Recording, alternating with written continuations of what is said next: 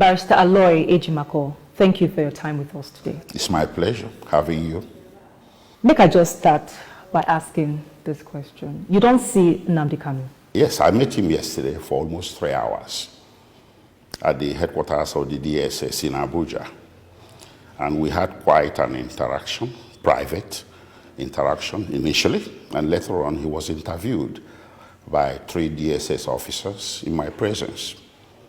I wanted to call it an interrogation, but they said no, it's an interview, during which they asked him routine questions, but most of the questions centered on his being the leader of the indigenous people of Biafra and the activities of that organization. So he answered the questions in a relaxed atmosphere, with bearing in mind his constitutional rights not to incriminate himself. Of course, some of the questions had background information that he considered incomplete, and he told the officers that he was not able to answer some of those questions because the information that they supplied to him was incomplete. You feel describe to us when you see Nnamdi Kanu, how he be, what's in state of mind? Well, his state of mind wasn't as sound as it should be. You know, if you listen to his broadcast, you would know that he's a historian. But when I was talking with him, he had trouble recalling the actual date he was abducted. It surprised me.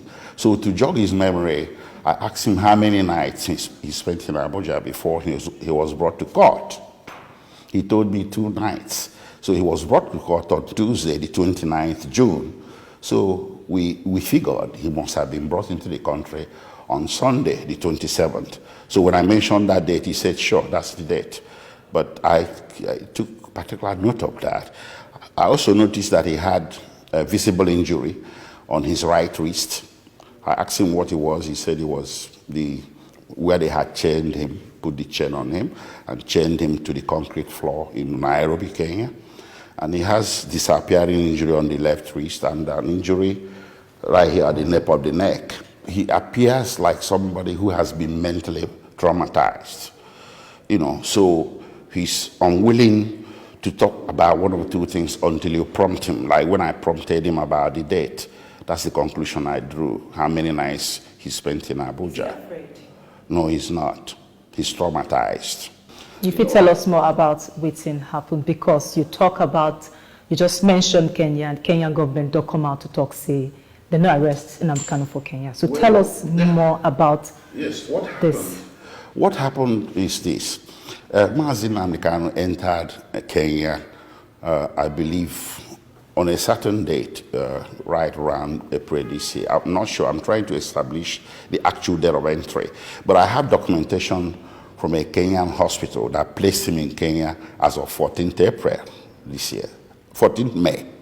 So he entered Kenya. And what did they do for Kenya hospital? He went there because he had issues with his heart. He felt he wasn't well. So he went there, he was examined, and the diagnosis was hypertension and heart murmur. They made prescriptions for him, and my examination of the medical report indicated medications for heart and controlling blood pressure. So apparently he entered Kenya before the 14th May this year. So he had settled in at a location in Nairobi, a temporary location, and he entered with his passport. That day, on the fateful day, that was on I believe on the 19th, yes, not believe, certain, 100%. He drove himself to the airport from his temporary location in Kenya. He drove to Jomo Kenyatta International and went into the garage, the underground garage, to pick up a visitor flying in from outside.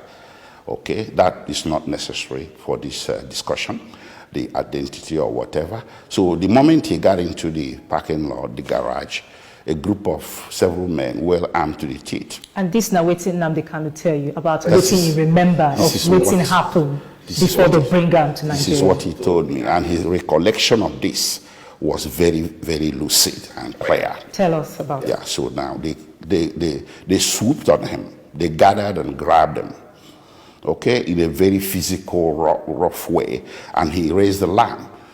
Luckily for him, there were a few people that were there, and the people wanted to intervene in terms of really very aggressive intervention, because to them, I asked him why they would consider making an aggressive intervention when something that seemed law enforcement was happening. He said perhaps they didn't believe it was normal. So the people that were abducting him told everybody to stay clear, that this person you're looking at is a Nigerian terrorist who assists the Al-Shabaab terrorists in Kenya. They grabbed him, put him in their car, and left, and took him to a private residence, not an official detention facility, where they chained him to the floor for most of the 8 days he spent there, and they really tortured him, thinking it was Al-Shabaab. So he kept telling them he wasn't Al-Shabaab. He had nothing to do with Al-Shabaab. He kept telling them who he was. Who be these people? Well, I asked him who they are. He told me they are Kenyan security officials. I asked him why. He said the insignia, the carriage, that he had arrived Kenya, so he had a bit knowledge of the terrain and how the law enforcement functions and the sort of things they wear, how, that they were brazen with weapons openly. It couldn't have been private parties or, some rogue agents doing that. He told me that the thing has a 100% degree of officialdom to it. So they took him to that location, and they were torturing him, and I'm sorry to say they really beat him a lot. So, but at some point when he was trying to explain himself, he told me he was blindfolded most of the time, chained to the floor, bare floor. But the Kenyan government don't clearly talk, say they don't get hand for this, and they no arrest Nnamdi Kanu for the ground. And also the federal government never come out to talk anything about where your client, where they arrest your client from. Okay. You see, it's not going to be a question of he said, she said. I'm a lawyer. I operate on the basis of independent and credible evidence. The Kenyan High Commissioner might have sounded credible to the general public, but the information available to me can impeach every single word she uttered, including the denial that came from the home government. I have immigration stamp placing Nnamdi Kanu in Kenya just 2 months before his abduction. I have medical evidence placing him at a Kenyan hospital, okay? And I have his own word. He's a man of sound mind. And what's your client, Nnamdi Kanu, tell you about how they move him from Kenya, as you talk, say he tell you, to Nigeria? Him. Yes. You see, he said on the fateful day, that was the 27th on Sunday, 27 June, they drove him in a car to Jomo Kenyatta International Airport, blindfolded him, and bundled him inside a private jet, like a Learjet. I asked him if it's a Boeing 777, so whatever, or Airbus, the big ships. He said no, it's a normal private jet that you often would see some people owning private jet, that kind of size. And he was the lone passenger in that jet, in that plane, and he didn't clear immigration. They drove him straight, on the tarmac, straight to the plane and very close to the plane, and put him inside the plane with Nigerian security officials, and left about 12 noon in the afternoon, and landed Nigeria same day in the evening, around something after 4 or to 5.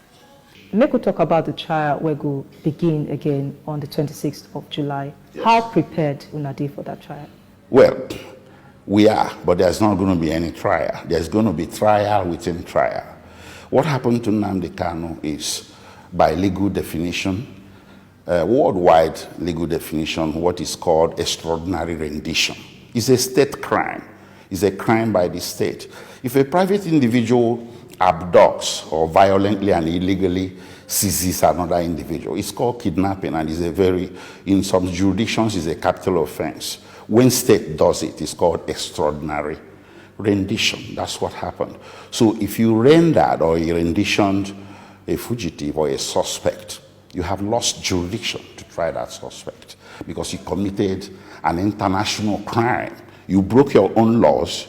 You broke the laws of the third state from which territory you renditioned that individual. And you broke the laws of the second state of nationality of that individual. That is what is playing out here, because we have three divergent but also compliant jurisdictions. The three jurisdictions here, Nigeria, Kenya, and UK, their laws prohibit extraordinary rendition.